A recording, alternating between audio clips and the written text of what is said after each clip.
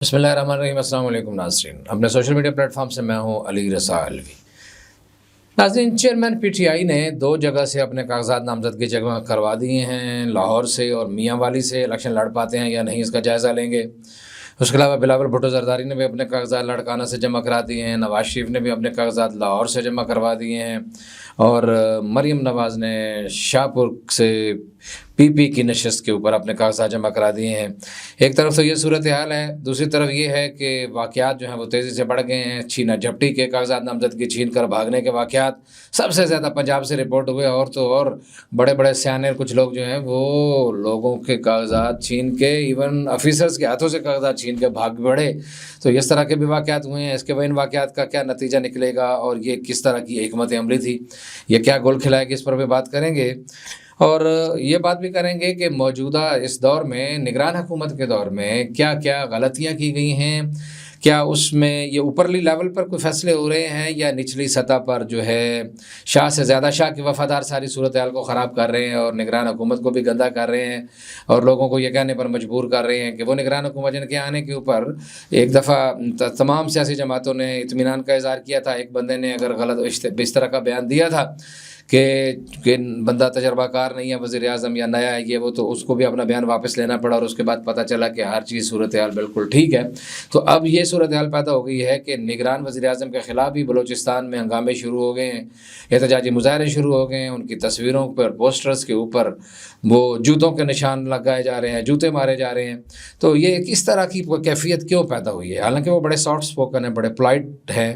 تو یہ کیوں ایسا ہو رہا ہے اور یہ کہاں سے ایسا ہوا ہے؟ ساری صورتحال کا جائزہ لیں گے۔ تو سب سے پہلی بات ہوئی ہے جناب چیئرمین عمران خان، ان کا جو معاملہ ہے وہ دوسری دفعہ کاغذات نامزدگی جمع کروائے گئے۔ پہلے کل جمع کروائے گئے تھے لاہور کے حلقہ 122 سے، وہ رائے علی اور عمر طالب نے جمع کروائے تھے، اور آج جو ہے وہ جمع کروائے گئے ہیں میاں والی کے لیے N89 سے، بیرسٹر لامیہ نیازی اور بلال عمر بودلہ نے یہ کاغذ جمع کروائے ہیں۔ تو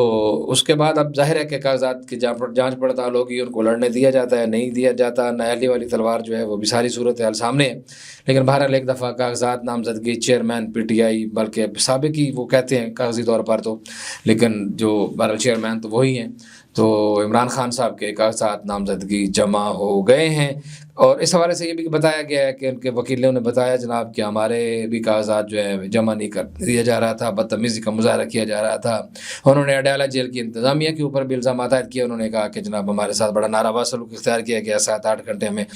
بٹھایا گیا، دیر کا نشانہ بنایا گیا اور ذلیل و خوار کیا گیا۔ بہرحال جو بھی ہوا، آخر کار یہ کاغذات جمع ہو گئے ہیں۔ پھر جناب نواز شریف صاحب، ان کی ظاہر ہے کہ نااہلی کے بعد اہلیت ہوئی اور انہوں نے N130 سے ان کا کاغذات جمع کرائے ہیں۔ بلال یاسین نے یہ کاغذات جا کے جمع کرائے ہیں، تو وہ لاہور سے الیکشن لڑیں گے۔ اور مریم نواز پی پی 80 سے، شاہ پور سے، ان کا کاغذات جمع ہوئے ہیں جناب والا۔ وہ سابق MP شعیب بھرت نے یہ کاغذات جمع کروائے ہیں، تو وہ وہاں سے MP کے الیکشن لڑیں گی۔ اور بلاول بھٹو زرداری کے N194 سے کاغذات جو ہیں وہ جمع کروائے گئے ہیں۔ اور بلاول بھٹو زرداری نے آج بڑی زبردست بات کی۔ انہوں نے کہا کہ جب ان سے ایک صحافی نے پوچھا کہ جناب آپ مہنگائی کے لیے لانگ مارچ آپ نے کیا، جلوس جلسے آپ نے کیے اور فائدہ کسی اور نے اٹھایا، تو بلاول نے کہا کہ اس حالات نے مجھے بہت سمجھایا ہے، میں بڑا سمجھ گیا ہوں۔ لیکن بلاول نے ایک اور بات کی، انہوں نے کہا کہ اس دفعہ الیکشن کے بعد نواز شریف صاحب یہ نہیں کہیں گے کہ مجھے کیوں نکالا، بلکہ یہ کہتے ہوئے سنائی دیں گے کہ مجھے کیوں بلایا، مجھے کیوں بلایا، مجھے کیوں بلایا۔ اب وہ کیا صورتحال ہوتی ہے اس کا بھی جائزہ لیں گے۔ لیکن بھائی صنم جو ہے نا وہ بار بار کہہ رہی ہے کہ میں ان سب کے سامنے کاغذ جمع کروا رہی ہوں اور سب کا مقابلہ کروں گی، نواز شریف کا بھی، مریم نواز کا بھی اور شہباز شریف کا بھی۔ تو یہ دیکھیں جناب کہ یہ چیتی کیا کرتی ہے اور اس کو کیا کامیابی ہوتی ہے۔ لیکن بہرحال ایک دفعہ اس نے سوشل میڈیا کی حد تک اچھا خاصا وقتہ ڈالا ہوا ہے۔ اور جناب اسلام آباد کی اگر بات کر لیں تو اسلام آباد میں مسلم لیگ نون کے طارق فضل چودھری نے کاغذات جمع کرا دیے ہیں۔ سابق میئر جو ہے ڈپٹی میئر تھے ذیشان نقوی، انہوں نے جمع کروا دیے ہیں۔ دوسرے ایک اور چودھری رفت جو تھے وہ بھی سابق ڈپٹی میئر تھے، انہوں نے بھی جمع کروا دیے ہیں۔ اور سابق میئر شیخ انصر عزیز نے بھی جمع کرا دیے ہیں۔ عادل گیلانی اور پیپلز پارٹی کے راجہ عمران اشرف نے وہ کاغذات جمع کروا دیے۔ آپ کو پتہ ہے کہ پیپلز پارٹی کے بڑے اہم لوگ تھے پیپلز پارٹی کے دور حکومت میں، یہ بڑا ان کے پاس وزارت بھی تھی اور بڑا ایکٹیو کردار ادا کرتے تھے عالمگیر خاندان کے، ارباب عالمگیر اور آسمہ عالمگیر، یہ سخت ناراض تھے ان کو۔ بہرحال محمد علی شاہ باچا جو ہیں کے پی کے جو صدر ہیں پاکستان پیپلز پارٹی کے، انہوں نے منا لیا ہے اور انہوں نے پیپلز پارٹی کے ٹکٹ پر کاغذات جمع کروا دیے ہیں، اور ارباب عالمگیر نے قومی اسمبلی پر اور آسمہ عالمگیر نے صوبائی اسمبلی کے مخصوص نشست پر، نہیں ان کے بیٹے نے صوبائی نشست پر اور آسمہ نے مخصوص قومی اسمبلی کے مخصوص نشست پر کاغذات جو ہیں یہ جمع کروائے ہیں۔ اب جناب اگلی خبر کہ یہ یہاں نگران حکومت کے برسر اقتدار آنے کے بعد جس کے معاملہ بالکل ٹھیک چل رہا تھا، بہت اچھا، معاشی صورتحال بہت بہتر ہونا شروع ہو گئی، ڈالر کو اچھی طرح کنٹرول کر لیا گیا اور معیشت جو ہے ٹھیک راستے پہ چلنا شروع ہو گئی، اور وزیر اعظم جہاں کھڑے ہیں ساتھ ساتھ چیف آف آرمی اسٹاف سے سالار جناب جنرل عاصم منیر صاحب، وہ بھرپور طریقے سے خود ہر چیز میں دیکھ رہے تھے، معاشی معاملات کو دیکھ رہے تھے، تاجروں سے ملاقاتیں کر رہے تھے، اور امریکہ میں بھی اور وہی مختلف لوگوں سے پاکستان میں بھی ہم نے دیکھا یہ ساری چیزیں ٹھیک چل رہی تھیں۔ اچانک کچھ دنوں سے یہ نگران حکومت جو ہے وہ بہت زیادہ تنقید کا شکار ہونا شروع ہو گئی، اور اس میں کچھ غلط کام بھی ہوا۔ پہلا غلط کام تو یہ ہوا کہ ہم نے پچھلے ولاگ میں بھی یہ بات کی کہ یہاں بلوچ طلبہ ہمیں پتہ ہے کہ ایک مہینے سے بیٹھے ہوئے ہیں نیشنل پریس کلب کے سامنے، اچھا وہ آرام سے بیٹھے اپنی بات چیت کرتے ہیں، لوگ آتے ہیں ان سے ظاہر یکجہتی کے لیے۔ اس کے بعد یہ وہاں سے خواتین کا قافلہ، ماؤں کا، بہنوں کا، بچوں کا، بچیوں کا، عورتوں کا قافلہ بنیادی طور پر، جن کے ساتھ چند ایک مرد تھے، وہ قافلہ اگر پہنچا، وہ اگر پہنچ کے وہ بھی پریس کلب آرام سے پہنچ جاتا تو اتنی بڑی خبر نہیں بننی تھی، لیکن یہ خبر بنائی، عالمگیر خبر بنائی، انٹرنیشنل میڈیا کی شاہ سرخیوں کا اس کو زیور بنایا، اور یہ کس نے بنایا اس عقل مند کا پتہ کرنا بڑا ضروری ہے کہ جس نے پہلے تو ان کو ناکے پہ ادھر روکا، پھر اس کے بعد لاٹھی چارج اور بدتمیزی اور خواتین کو پکڑنا اور خواتین کے ساتھ بدسلوکی کرنا، یہ کام کس کا تھا؟ اس کے پیچھے بظاہر تو پولیس ہوتی ہے آگے، پیچھے کس کا آرڈر تھا؟ یہ دیکھنے والی بات ہے، اور یہ کام کا نتیجہ یہ نکلا ہے کہ بلوچستان میں نگران وزیر اعظم جو کہ کے پی کے سے ہی تعلق رکھتے ہیں، بلوچستان سے تعلق رکھتے ہیں، کاکڑ صاحب، ان کے خلاف مظاہرے شروع ہو گئے ہیں۔ کافی ساری تصویریں ہم نے دیکھی ہیں جو ان کے تصویر کے ساتھ بدسلوکی کی جا رہی ہے، اس پہ جوتے مارے جا رہے ہیں، اس کے ساتھ پھاڑا جا رہا ہے، اس کو جلایا جا رہا ہے، تو اس طرح کے واقعات جو ہیں یہ شروع ہوئے ہیں، اور اس حالانکہ یہ ہمیشہ لاپتہ افراد کی بہترین انداز میں وکالت کرتے ہوئے نظر آتے ہیں کئی جگہوں پہ، انٹرنیشنل میڈیا پہ، اور اس معاملے کو اچھے انداز سے ہینڈل کرتے ہیں، لیکن یہ معاملے میں ادھر ایسے انداز میں مس ہینڈلنگ ہوئی ہے کہ یہ ایک مسئلہ جس کو اگر وہ دبانا چاہ رہے تھے، چھپانا چاہ رہے تھے کہ لوگوں کو نہ پتہ چلے جو ابھی صورتحال ہے ٹھیک ہے یا غلط ہے، سچ کیا ہے،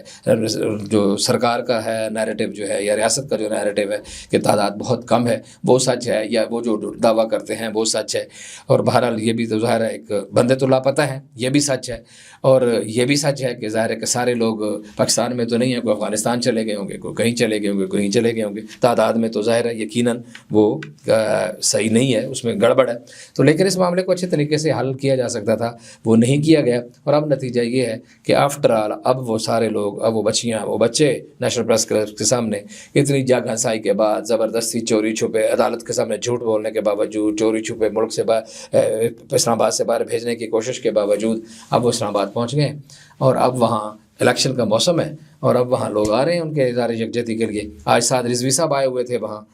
ٹی ایل پی والے، ان کے ساتھ 40-50 منٹ گزارے ان کو بچیوں کے ساتھ، اسی طرح اور لوگ بھی آ رہے ہیں، کوئی اے این پی والے آ رہے ہیں، کوئی دوسرے آ رہے ہیں، کوئی تیسرے آ رہے ہیں، ساری سیاسی جماعتیں باری باری آئیں گی، اور نون لیگ والے بھی آئیں گے ظاہر ہے۔ تو اب یہ معاملہ جو ایک کسی اور طریقے سے ہینڈل ہو سکتا تھا وہ اور زیادہ ہائپ کریٹ کر گیا، اور یہ کس کی عقل مندی ہے یہ دیکھنے کی بات۔ پھر دنیا میں جب بھی کہیں انٹرنیٹ بند ہوتا ہے تو پوری دنیا چیخ اٹھتی ہے، شور مچا دیتی ہے۔ اگر کوئی ورچوئل جلسہ ہو رہا تھا پاکستان تحریک انصاف کا تو اس سے آنے کو بھی تلاش کرنا چاہیے، جس نے نیٹ سلو کیا، نیٹ بند کیا۔ بھائی ہم یہی کہتے ہیں، غزہ میں، فلسطین میں، مقبوضہ کشمیر میں نیٹ ہی بند ہوتا ہے تو پوری دنیا چیخ اٹھتی ہے، اور ہم اسی کا اوپر یہ احتجاج کرتے ہیں۔ تو جب آپ پاکستان میں انٹرنیٹ بند کریں گے تو اس کا نتیجہ کیا نکلا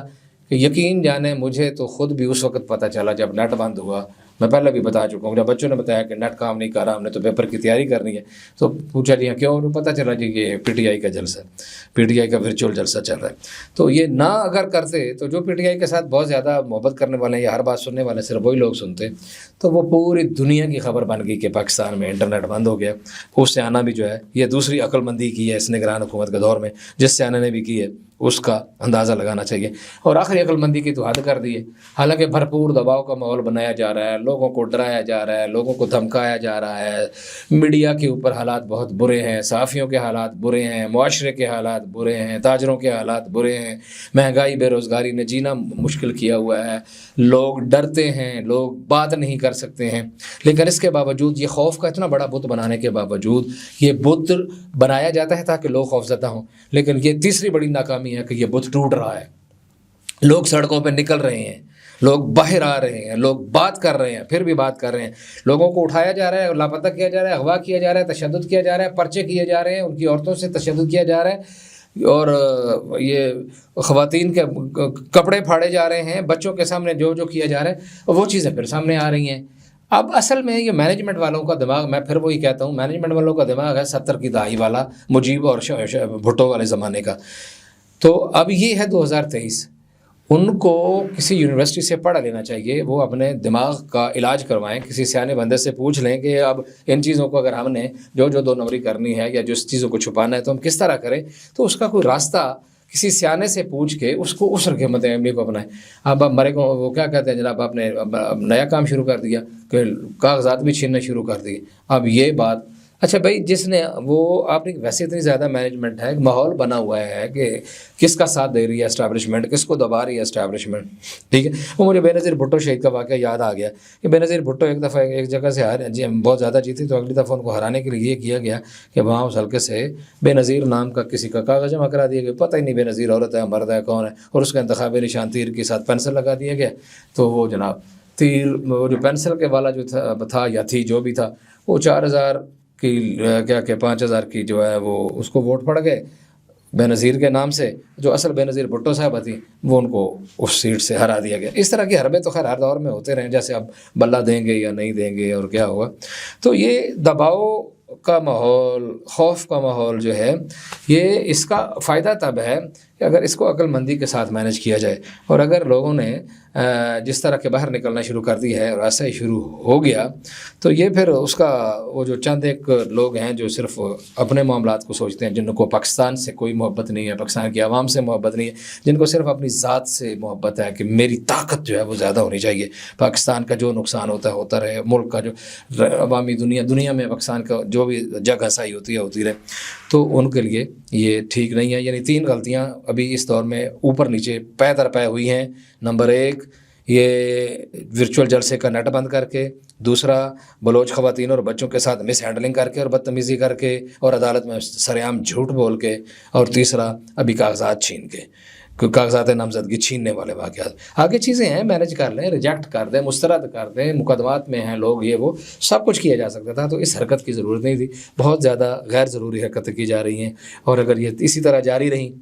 تو اس کا مجھے نہیں لگتا کہ اگر جو لوگ یہ چاہتے ہیں کہ پاکستان تحریک انصاف کو نقصان پہنچایا جا سکتا ہے, اس کا الٹا عمران خان کو اور پاکستان تحریک انصاف کو فائدہ پہنچ رہا ہے. مسلم لیگ نون اگر اس وقت چاہتی ہے تو لاڈلے, وہ یہی کہہ رہے ہیں نا, سپر لاڈلا آج کے لیے ان کے لیے اصطلاح پیپلز پارٹی والے بھی یوز کر رہے ہیں, پی ٹی آئی والے بھی. تو یہ جو سپر لاڈلے ہیں ان کو بھی نقصان پہنچے گا,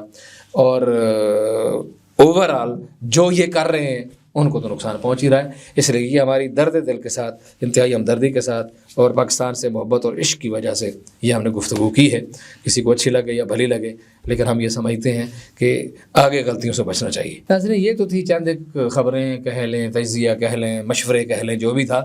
لیکن جو اصل بات ہے اور وہ یہی ہے کہ اگر ابھی تک آپ نے ہمارے چینل کو سبسکرائب نہیں کیا, لائک نہیں کیا, فالو نہیں کیا, فیس بک پہ, یوٹیوب پہ, جہاں بھی دیکھتے ہیں, تو مہربانی کریں اس کو فالو کریں, سبسکرائب کریں, لائک کریں, کامنٹ کریں, شیئر کریں, دوستوں سے بھی شیئر کریں, اور تاکہ آپ کو ہمارا رابطہ بنا رہے. علی رضا الوی کو اجازت دیجیے. اللہ نگہبان.